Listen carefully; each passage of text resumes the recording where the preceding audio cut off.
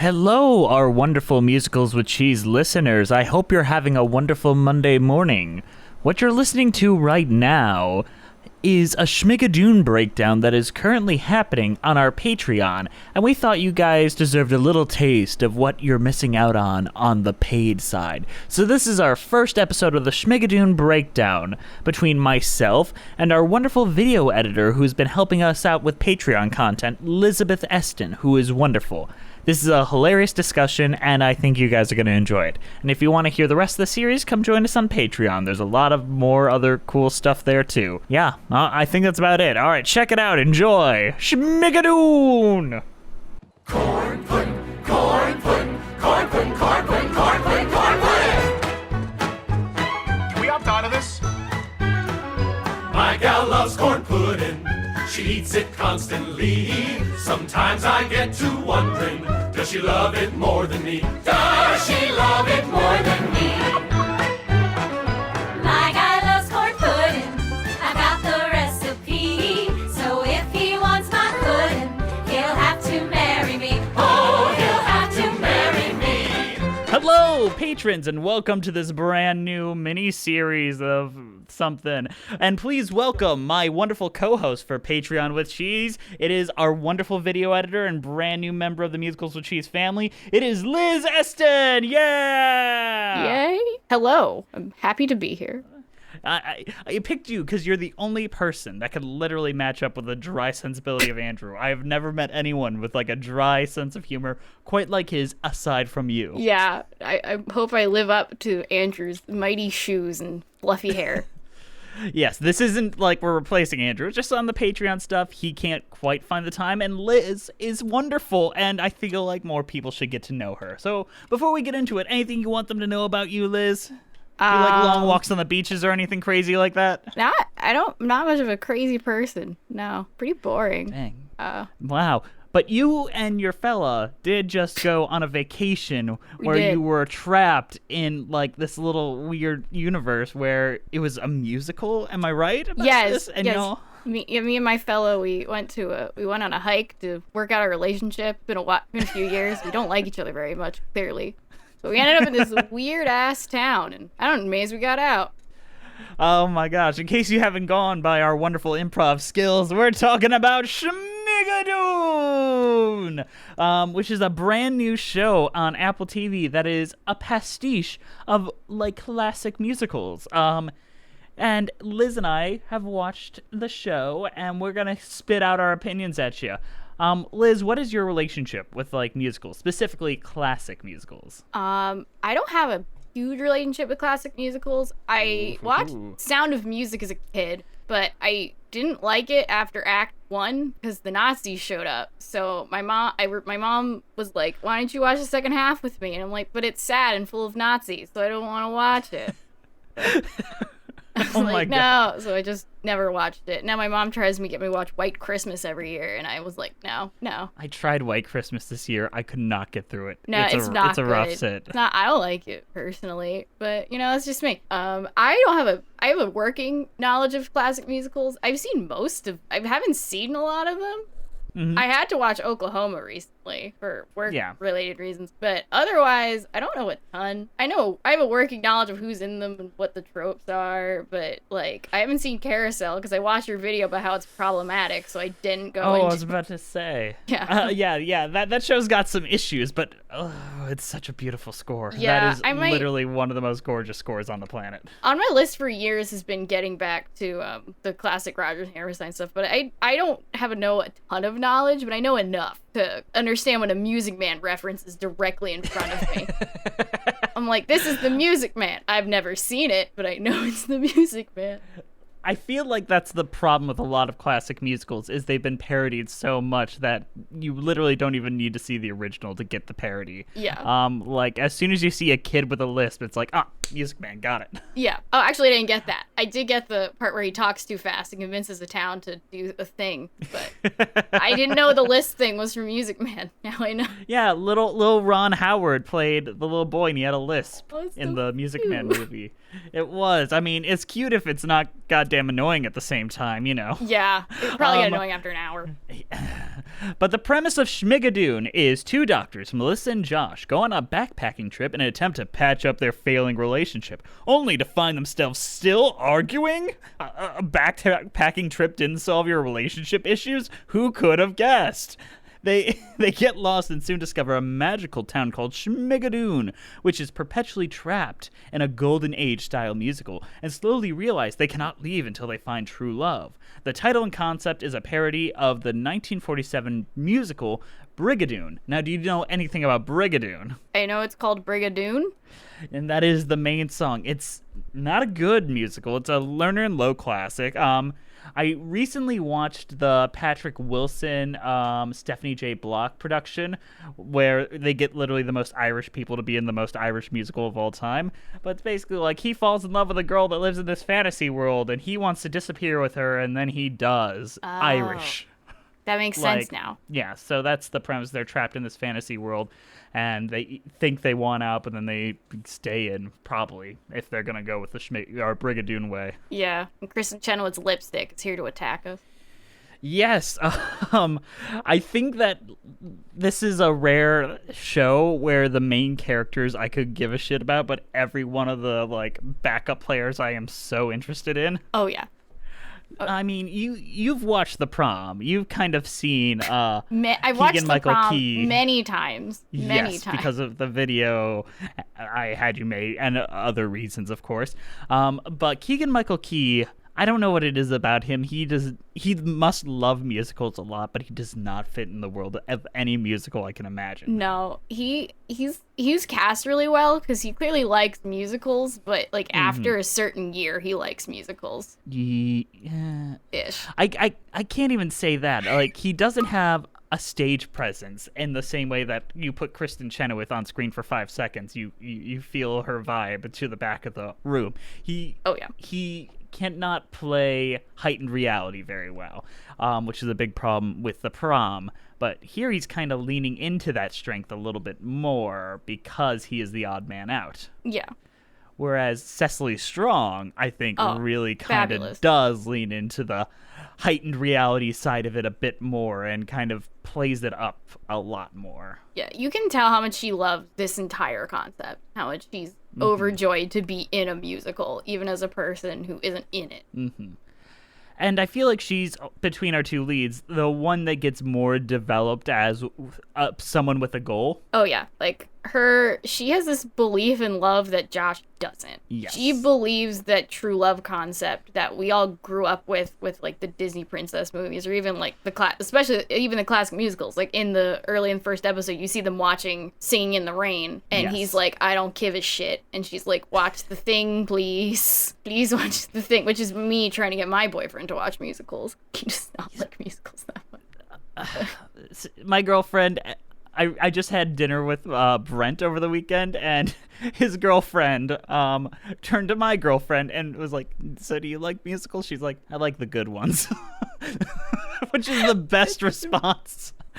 Like, she is not going to sit down and watch The Prom and get anything out of it. Oh, yeah. She will watch Fiddler on the Roof, be like, yeah, I see why that's important, but I didn't love it. Yeah, like... Which is not a bad response if you're a casual viewer. No. But which side of that love argument are you on, Liz? Do you believe in the true love you're destined for, the one you're destined for? Or the more like, whatever happens, happens? I was single for many years. I was single for 18 years. And then I dated a guy who shall not be named. And then a year later, I started dating my current boyfriend. So prior to single cranky me, I would have been like, love is stupid. I hate people. Go away. Don't talk. Now I'm a little more like, I kind of agree, but I also am like, things happen. I'm more on the things happen for a reason end of things. It happens. It's not like a destiny thing that we're all destined to find like the one we're meant to be with. Like, we're all destined to end up where we end up in our life, whether that like a partner or with a cat. So.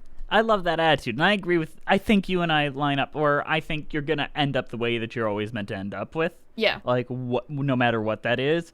But a lot of people are just like, nope, everything's random. God doesn't exist. There's no randomness, and that's fine too. But that's just not the way I'd prefer to live my life. Yeah, it happens. Things just fall in your lap when you least expect it. Like, that happened to me with my boyfriend. I was just like randomly like, I'm not looking for a boyfriend, I'm looking for a cute boy. And then it's like, oh, I met my boyfriend. I got a cute boy and a boyfriend. Yeah. Which is always pretty good. And he's still here. You get that 2 in 1. Somehow. I mean, hey, cut that out. I'm kidding. And so I don't understand the idea of, I mean, let's just break down the episode. So they meet through weirdly magical means where he is able to, like, know that all the candy is going to fall out of a machine with, like, a kick. If you think about that, how many times has he how many times has he emptied the snack machine to nothing and pissed off a lot of workers whose job it is to build the snack machine? That's someone's job. I mean, let's be clear. It's not a guy that works in that building. It's a guy that shows up from, like, the Lay's factory. Yeah, but with still, the boxes. that guy from the Lay's factory has a heart, damn it. I'm more worried that he got fired. Like, they're like, okay, all the candy was gone, but there was no money in the thing. Oh, yeah, there was no money. Yeah, he could have gotten fired.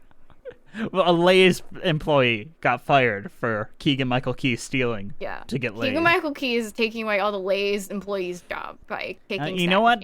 Yeah, honestly, it was not worth the pussy, Keegan-Michael Key. No. And honestly... And I love Cecily Strong. Not worth it. Yeah, maybe. I feel like maybe you could have had a personality, you know, you could have, like, you didn't need a big show like that. But that musical, that's kind of what bothers me, where there's musical logic outside of the musical world. Yeah. Like, that was the kind of, it threw me off. Yeah, it was weird. Like, it opens with the magical logic and how the 1 year anniversary, he arranges to have a ton of snacks dumped on their dinner table. I guess is cute. That is fine. Like, that at least is a cute idea that it, like, would pay off. Like, if it doesn't come off like a mistake, like when Michael Key tells her to kick it. Like, it feels like, oh, that's something he planned. If it just kind of happened, oh, that's neat. That's not the way it frames it. But the relationship's not doing great, because how long were they together? Like, a year and some change? The 4 years and some change. 4 years. With the state of my current relationships, that made me feel great. I mean, you're doing good. Yeah, we're fine. You're doing good in comparison. But it was just like, wow, this is what could have been. And they decide to go on a backpacking trip in the mountains. And I don't know about you. I call me unromantic piece of shit.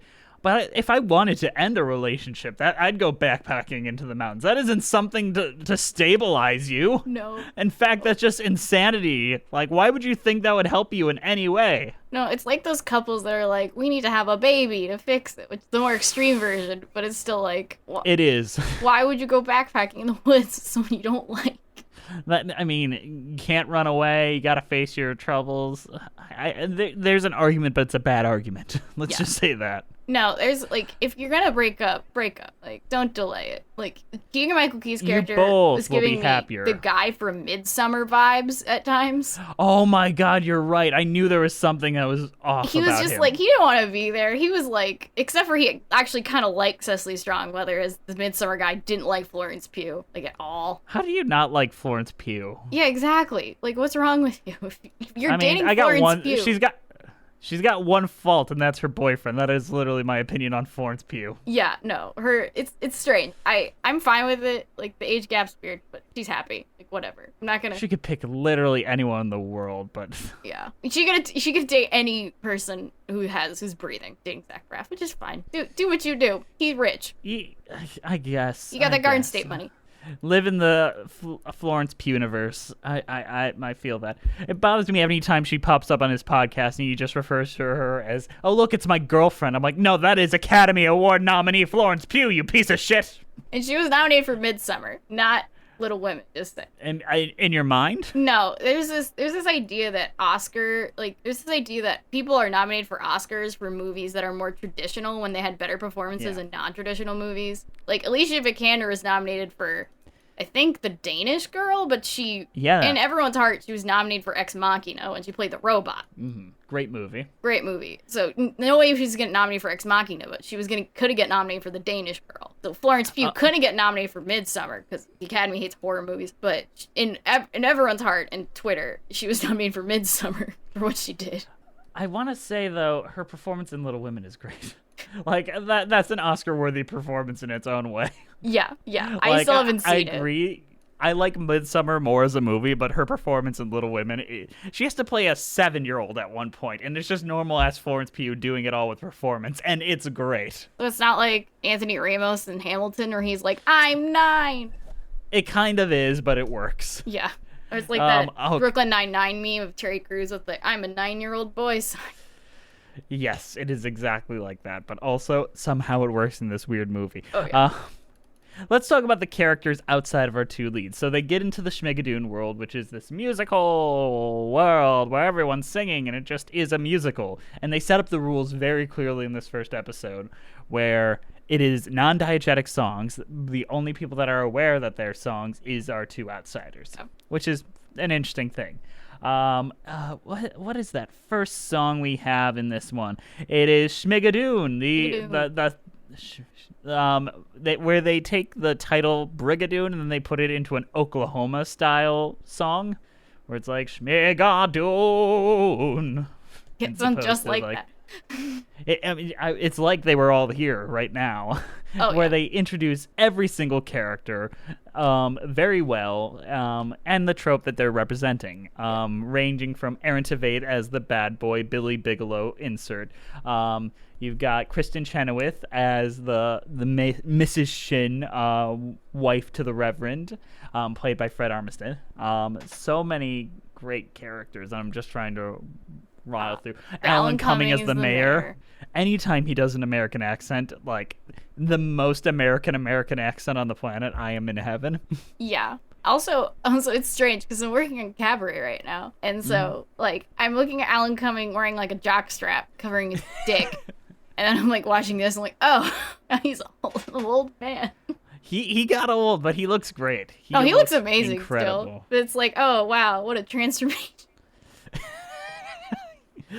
Alan Cumming, probably not the nicest guy in the world in real life, but my God, I love seeing him in media. Oh yeah.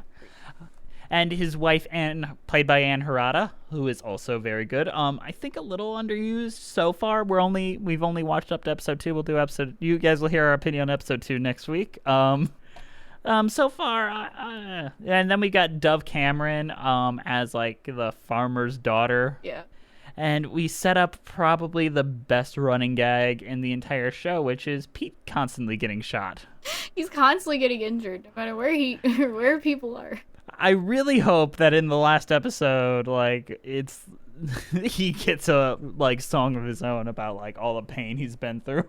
Or they just show him covered in like scars, like there's an arrow sticking out of his head. It's like, hey. Mm-hmm. What did you think of the song Schmigadoon? Opening. I like Schmigadoon. It was good. I think it introduces the characters really well and it gets across really well. Like even Fred Armisen, who doesn't have an actual verse in it, he's just there, just standing behind Kristen Chenoweth, like scared out of his pants. He's just like, Kristen I'm Chenoweth here. Don't is a kill bubble me. of joy everywhere else, but she's terrifying here. She's terrifying. Like, this is giving me her and Descendants vibes, even though Descendants is a hot garbage Disney movie. Which also had Dove Cameron in it. So it's all connected. It's all connected. Dove Cameron is actually my choice for Glinda in the movie version of Wicked. Actually, my choice for Elphaba's in this too. Ariana DeBose? Yeah, DeBose. Yeah, Ariana DeBose. She is my choice for Elphaba. I know she has a song like later on, so I'm excited for that. She doesn't do much. Hopefully she does. Hopefully a lot of people get a lot of stage time. But after Schmigadoon, they kind of have a small discussion. They go into an inn. It's weird, old-timey inn. And they get separate rooms because sexual tension and all that. They're not married. And then Cecily Strong is left on red emotionally when she had a date, and then Keegan-Michael Key fell asleep through it. So she decides, fuck it, I'm going to the Tunnel of Love all by myself. And who's there but Aaron Tveit doing his best Billy Bigelow in a very high-waisted pants and a sweater.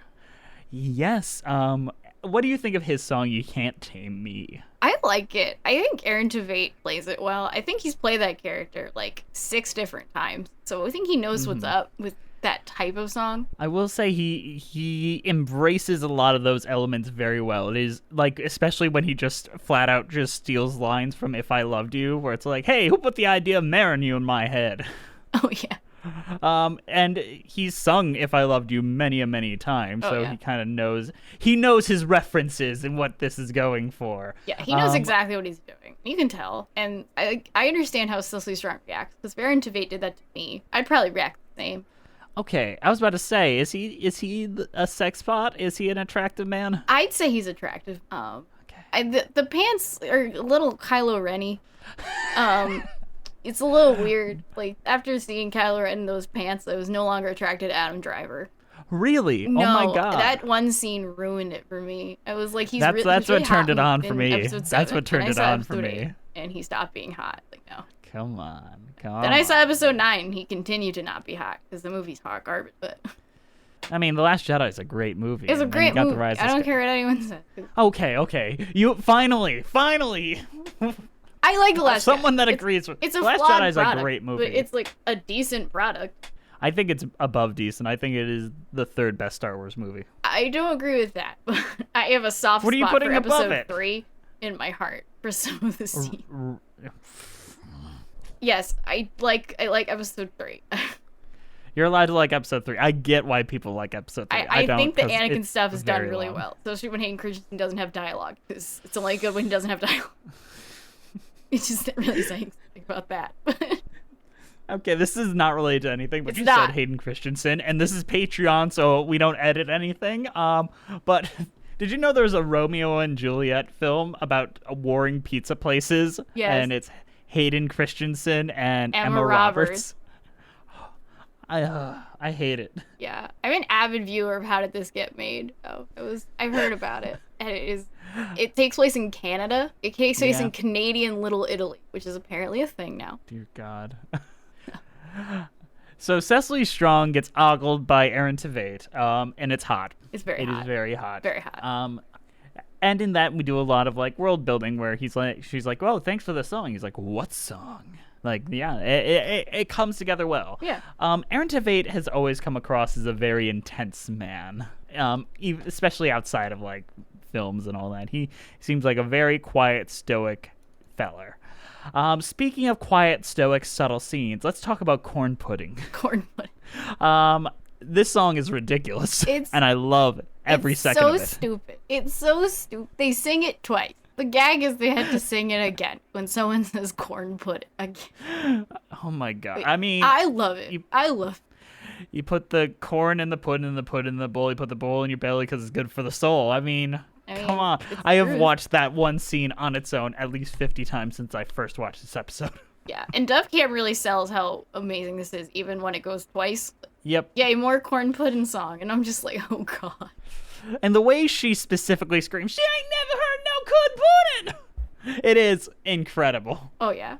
The thing is, Dove Cameron is not playing an analog of any specific character. The closest is probably Adol Annie from Oklahoma, but it's not quite as one-to-one as Aaron Tveit's to Billy Bigelow from Carousel or her dad from Oklahoma. So she's kind of allowed to play it however she likes, which I think is great, especially in the next episode where it gets a little saucy. We'll talk about that next week, though. Then we get attacked by a leprechaun. With Martin Short. My first thought seeing Martin Short as Leprechaun was I want to remake Leprechaun, the horror movie, starring Martin Short as the Leprechaun. Because it scared the shit out of me. Did it really scare you? I was looking down for a hot minute while I was watching it, and all of a sudden I look up and Martin Short is a leprechaun. And I'm like, why did I check Twitter for a second? It does come across as a jump scare, and I'm wondering if we ever see him again, or if that's just the last of him. He's in the opening credits, so... Yeah, I mean, as a character, do you think he's gonna be represented later, or is he just like, here's the rules, goodbye, I'm Martin Short, except I'm also very short. Shorter Martin Short. I'm the shortest Martin Short that ever shorted. The shortest Martin Short that ever shorted. And the problem with this song is it just is explaining things, so I couldn't even hum it to you, where every other song I could probably scratch a tune out to it. It's just like the vague lesson they need to learn, like, you need to find true love, and no one knows what that means, though. Yeah, it does. It's sisterly love. That's at least what Disney is trying to tell us nowadays. That's true. It's true. I do love my sister, so I get it. Or Once Upon a Time style, motherly love. Yeah, that was only the first season, though. I've only ever watched the first season. I've seen the first 5 to 6 seasons. I quit when Captain Nemo showed up as a main character, and I was like, and then he was revealed according to Tumblr to be Captain Hook's father. So, I quit. I did a hard quit on that, and even though Colin O'Donoghue is a very pretty man. You didn't stick around through the Elsa and Anna parts? Oh, I watched the Elsa and Anna part. You weren't. Oh. It weren't. It was not good. Though it You did mean have it was Scott just Michael Foster. cynical? You mean it was just cynical marketing by the Disney Corporation? 100%. 100%. Same with the Oz thing. Because Oz the Great and Powerful had just come out. Oh, you're right. I thought it was just like, we're still so angry we didn't own Wicked. We're No. so mad we don't have Wicked. No. Also, her green skin was CG and it looked terrible. I thought she just looked sweaty. She was She sweaty. looked very sweaty. You could see her sweat. It was really bad. I've seen behind the scenes of that show. It's just purple screens everywhere on every set. There's like, and some furniture.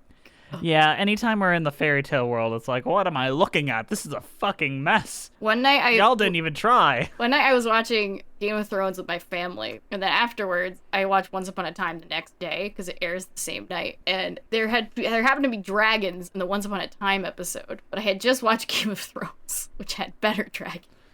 And Once Upon a Time dragons look like a video game cutscene animated by a 12-year-old boy with a budget of 6. I'm like, Just $6, not even $6. no, just probably a budget 6. of 6. 6 and a pack of gum if I'm being like generous.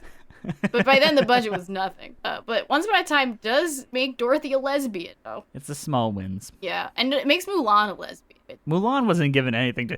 This is not the Once Upon a Time cast, but leave us a comment if you wanted to become one. Yes, Me and Liz need another show to watch after this one.